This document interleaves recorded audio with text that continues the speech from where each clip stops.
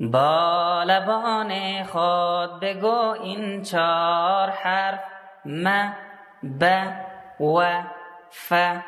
بار دیگر خوان بانو که زبان این 12 حرف را ای مهربان. ف، و، و، ت، د، ط، ز، س، ص، ل، ن، و.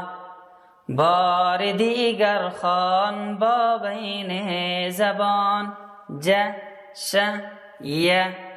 بار دیگر با کنار آن بخوان این 3 حرف خوب را ای نکته دان. و، ک، ق. در اخیر ای کودک سجاده کش این حروف حلق از حلقت بکش.